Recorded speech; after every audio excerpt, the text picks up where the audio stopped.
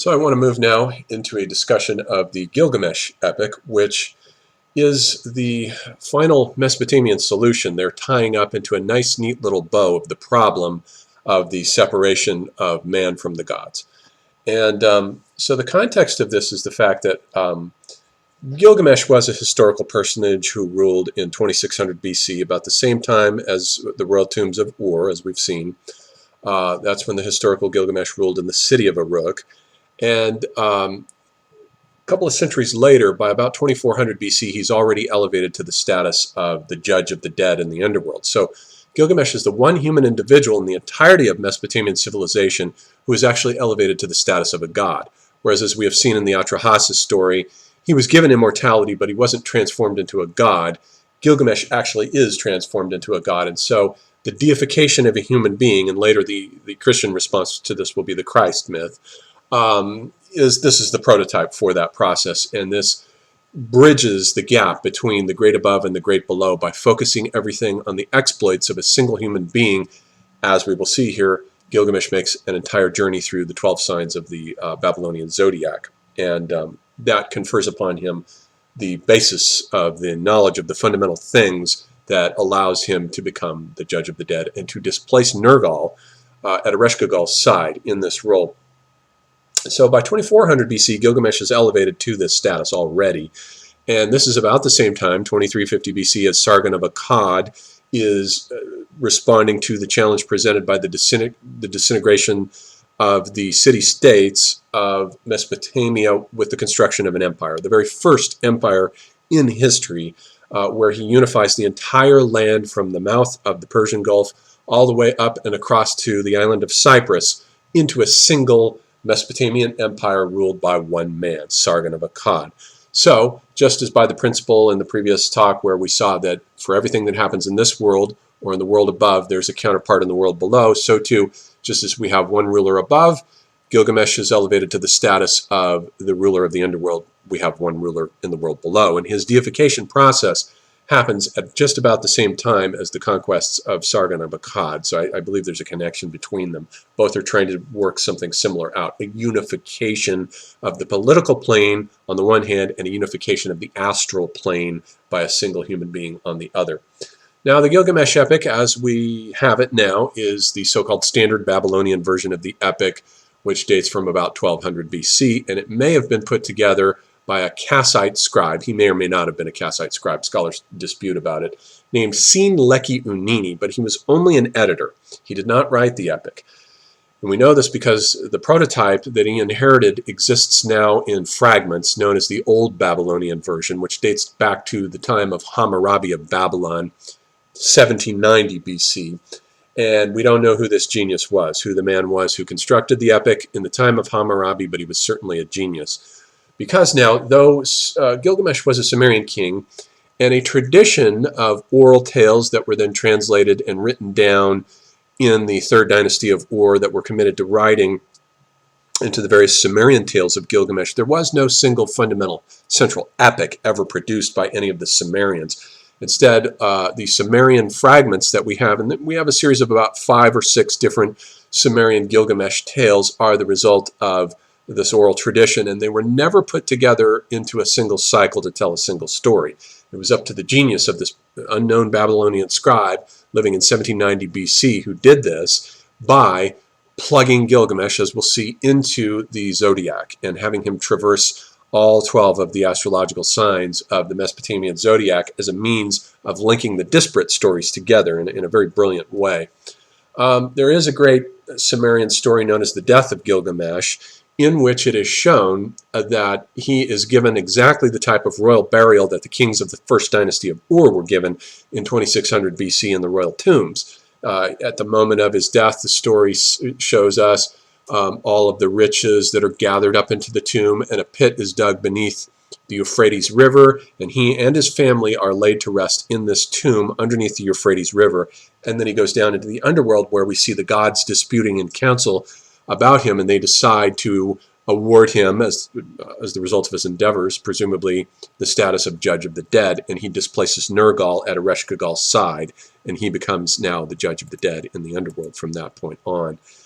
So we have that text, and that text does not appear in the Gilgamesh Epic because everyone knew in Mesopotamia that Gilgamesh was the Lord of the Dead. It was just common knowledge, the same way, for example, that Homer does not bother to include the death of Achilles in the Iliad. It was a cliche by that point. It was common knowledge. There was no need to address it. And I think the same thing applies to the Babylonian genius who created the Gilgamesh Epic. Everyone knew what the ultimate fate of the epic was going to be. And it is not a story about, like, it's not just a rerun of the Adapa story where a man has a chance at immortality and by a goof he misses out and condemns all of us then to mortality. That isn't the point of the epic as it's normally told to us by scholars. They've missed the point of the epic, which is that it's an ideological epic that this Babylonian scribe wrote in order to explain why the gods decided to give to Gilgamesh and Gilgamesh alone the status of a god, because he has been initiated. He has done something no human being has ever done before. He's traversed the path of the ecliptic, the path of the sun god Shamash, and he's walked in Shamash's footsteps and gone through the constellations of the northern hemisphere and the constellations of the southern hemisphere, which are the underworld constellations.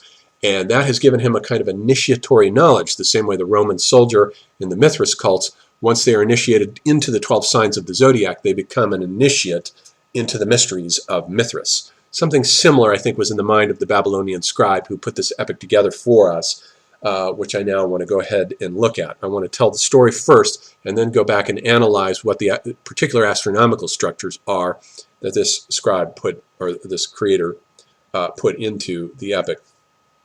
So now then, to begin at the beginning, as the story opens up, Gilgamesh is the king in the city of Uruk, and he is exercising his privilege, or he's abusing his privilege, rather, of sleeping with all the brides on their wedding nights so that the grooms have to take sloppy seconds, basically, and they get tired of doing this. They get tired of not being able to have a virgin for their wives. So they band together and they go to the gods, and they ask the gods what they can do about this. And the gods tell them not to worry.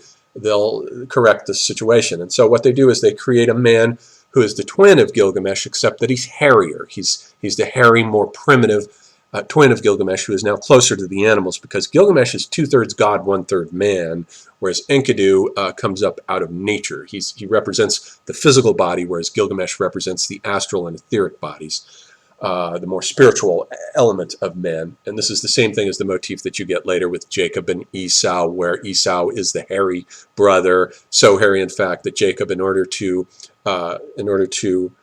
dupe his father Isaac, has to put on a goat skin in order to get the birthright from him. Something similar to that myth applies here. So they create Enkidu and they hurl him down to the earth like a meteorite, and he lands into the middle of the Mesopotamian desert, where he lives as a kind of Tarzan figure who is a wild man out in the wilderness, frolicking with the animals, and he goes around undoing all the hunter's traps. There's a frustrated hunter who keeps finding his animals being set free out of his traps. And he's gotten so frustrated that he decides to go to the city of Uruk. He migrates to Uruk. He goes to the Nadi tomb, which is the temple of the prostitutes there.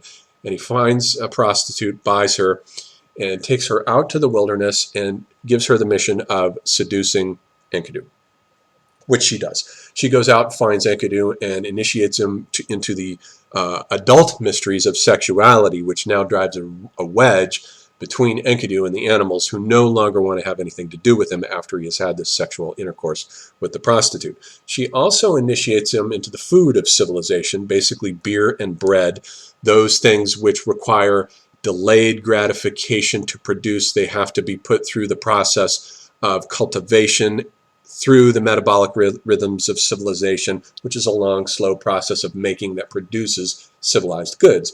And once Enkidu partakes of these civilized goods, he wants more. So he wants to go to the city now. So they migrate through the wilderness down along the Euphrates, let's say, and they come to the great metropolis Uruk, which would have been like the New York City of those days, with this massive ziggurat and swarming populations, tens of thousands of people, perhaps 1 million, who knows. A lot of people. And he has heard now that there's the king of the city is a bit of a bastard, which he has explained to him, and he has decided that he wants to fight Gilgamesh. So he meets Gilgamesh as Gilgamesh is leaving the palace one day, presumably on his way to sleep with somebody else's wife. He meets him, and the two meet in a doorway, and we'll see later on why that doorway becomes significant. But they meet in a doorway, they slam together, and they wrestle.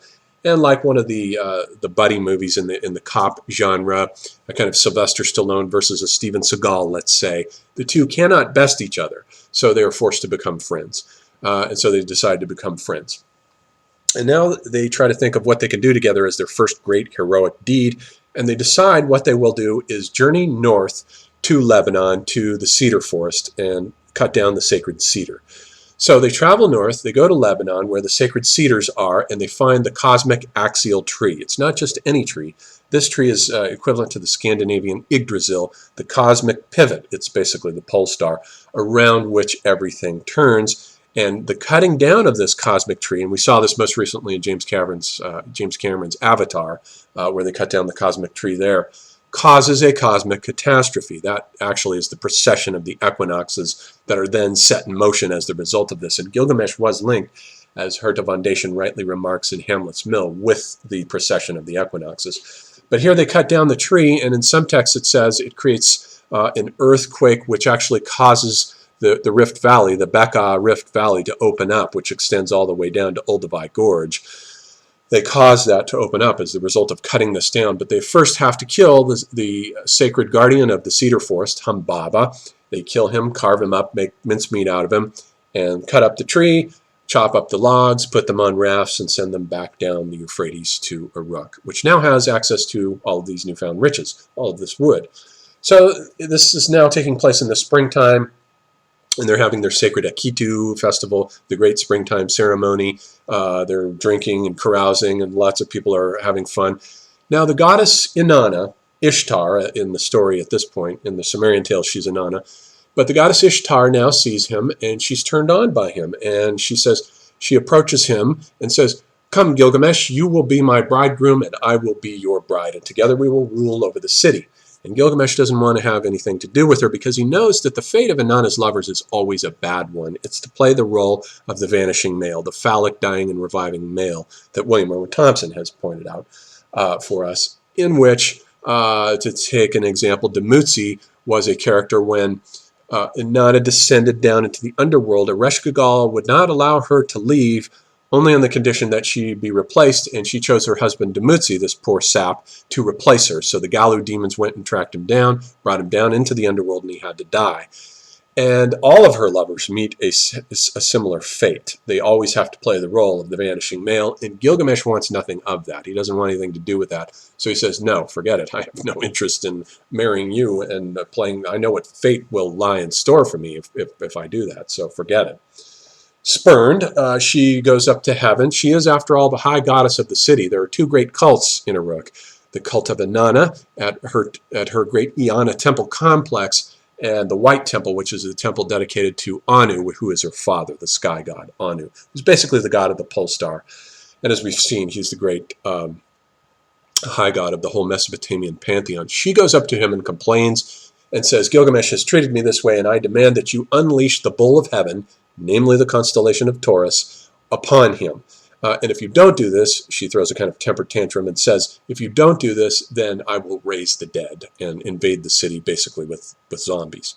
And so Anu agrees, and he says, "All right, go ahead, let it happen, let the bull go."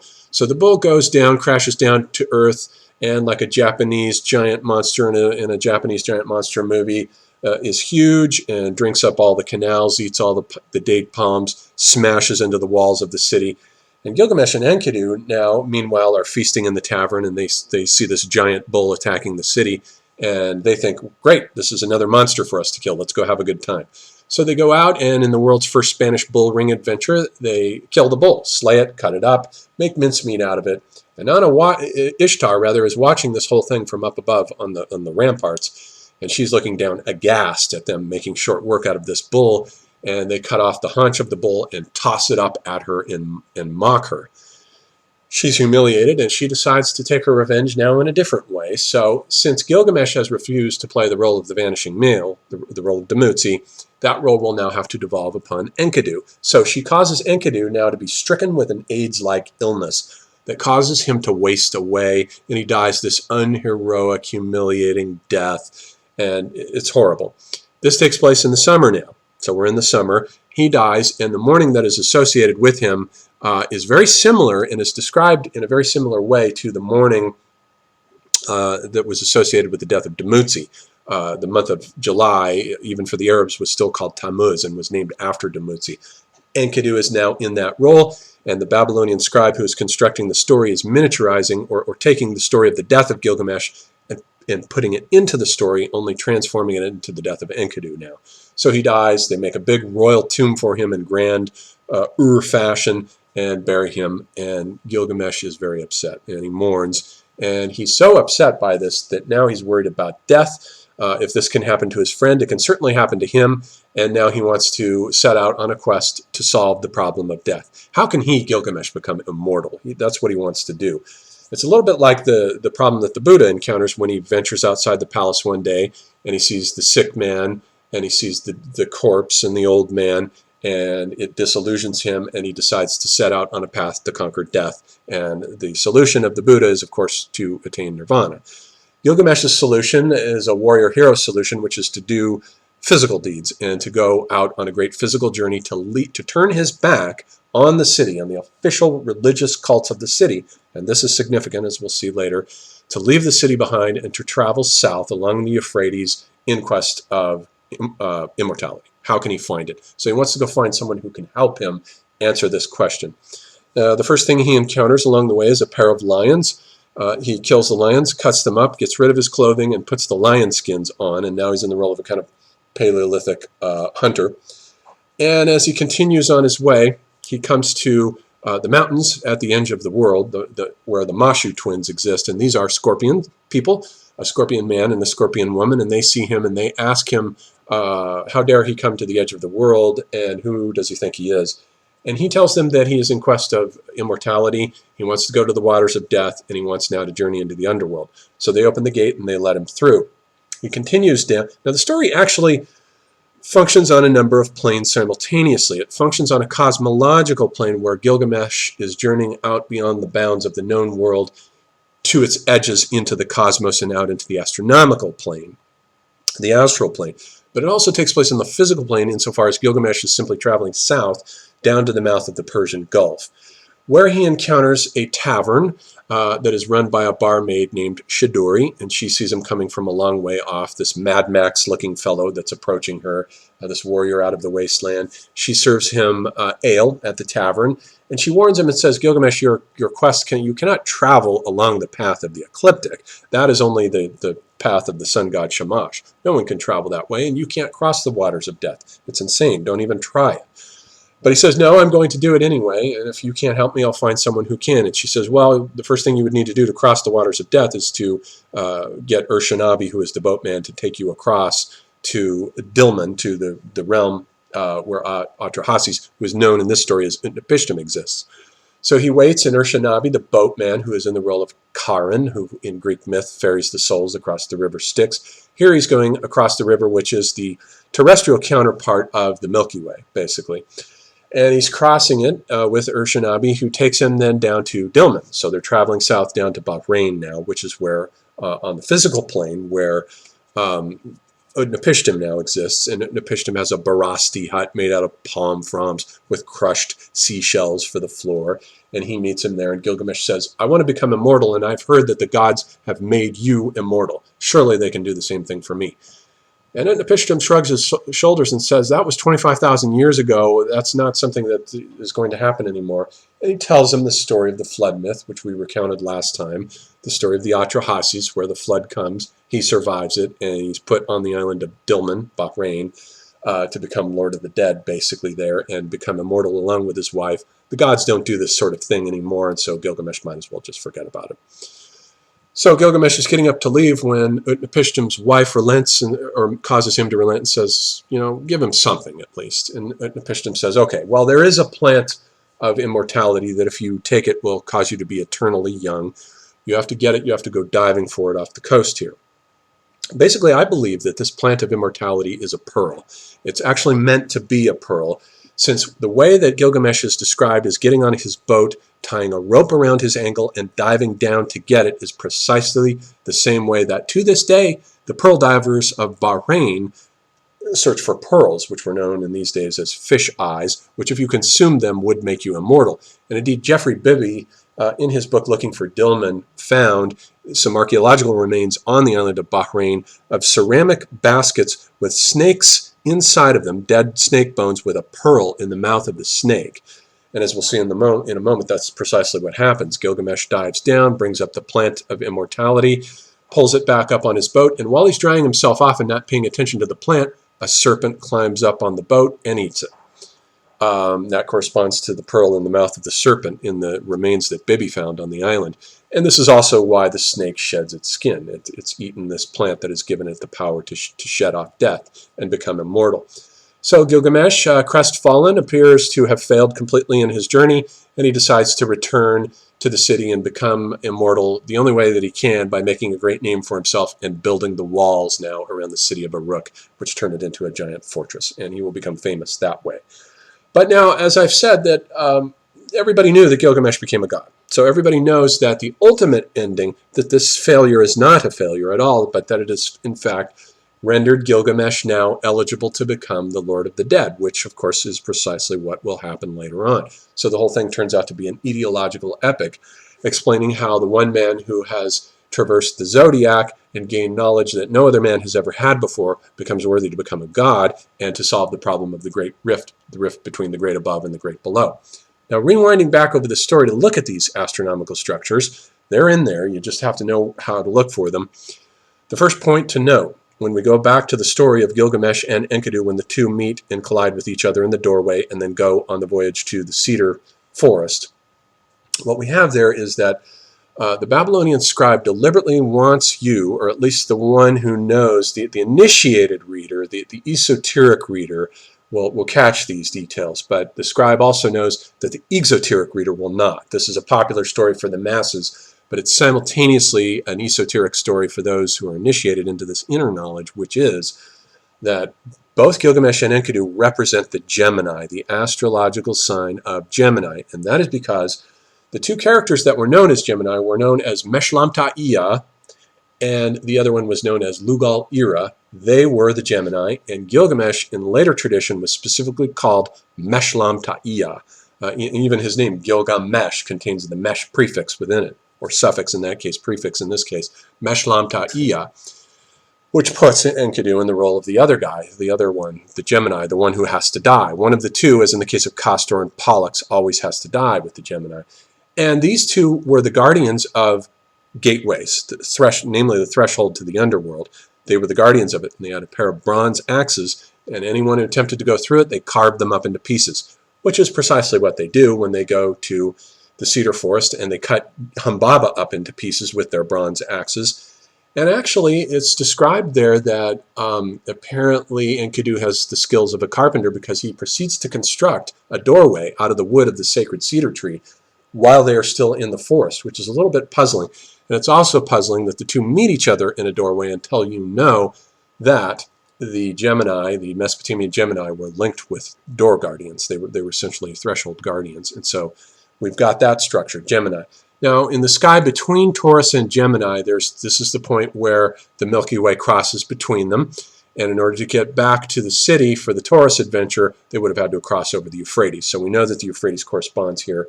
It's the direct earthly terrestrial counterpart to the celestial Milky Way. And so when they get down to the city, of course, they have the Taurus adventure, which is next. The Taurus bull comes down. They deal with that, carve it up, and that is precisely the constellation of Taurus. And then when it comes to the death of Enkidu, we arrive at the sign of Cancer. Now, Cancer was not a crab. For the Mesopotamians, it was known as the carpenter. Enkidu, as we have already seen, has the skills of a carpenter. And in one of the Gilgamesh stories that were Sumerian tales, not in the epic, Gilgamesh loses a couple of instruments during a ball game called a puku and a miku, and they fall down, and he says, if only they had remained behind in the carpenter's workshop. So there's a direct reference to the carpenter's workshop on the very day in that story that Enkidu dies. And the month of Tammuz was the month of June, July, latter half of June, first half of July, the month of Tammuz, which is the month of Dumuzi. And that would correspond to Cancer. So Enkidu's death is plugged into the role of Dumuzi and therefore also into Cancer. So that's the sign of Cancer there.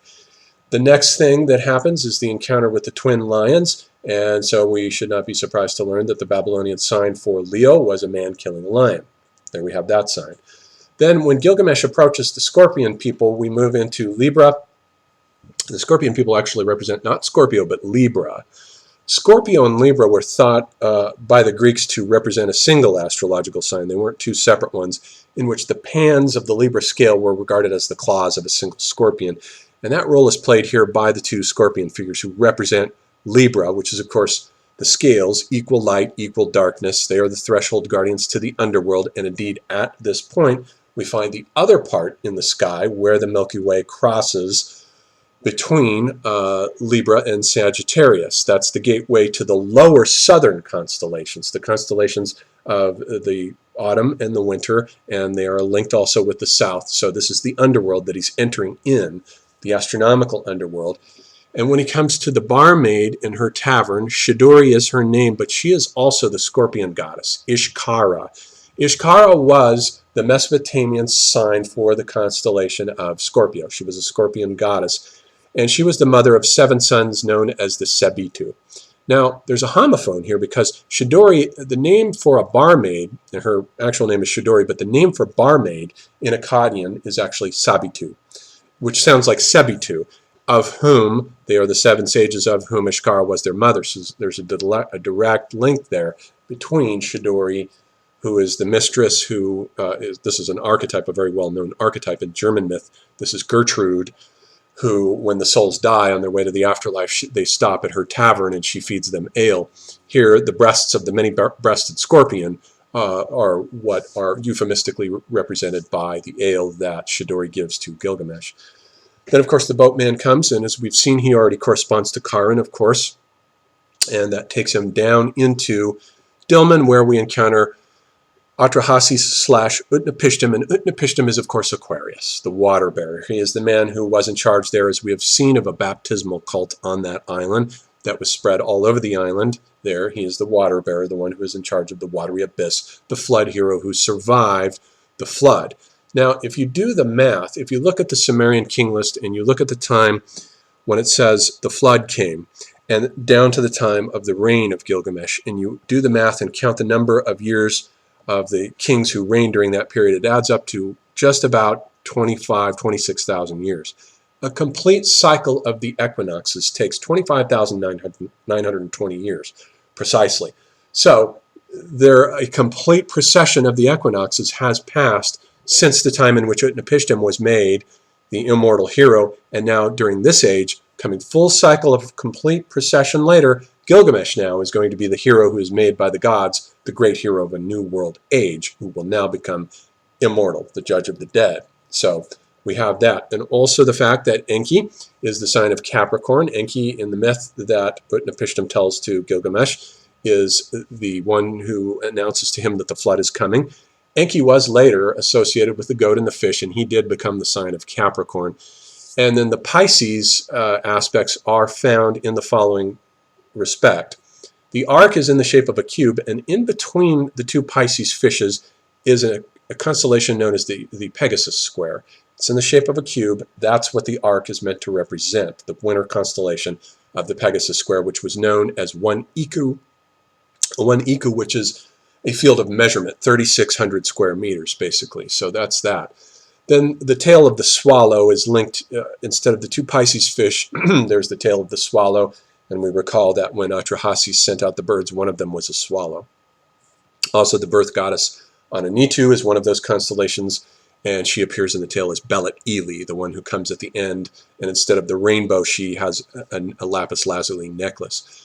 So we see all of the constellations here, that Gilgamesh has made a complete traversal of all the astronomical signs of the constellations, and in doing so, he's been initiated into the wisdom, the astronomical wisdom of the cosmos, and this has given him the basis for becoming the judge of the dead, and explains the reason why his quest cannot be regarded as a failure. Maybe by the masses it's regarded as a failure, I suppose, but even they would have known that Gilgamesh would become the judge of the dead, and that they were reading the tale here of explaining how that came to be.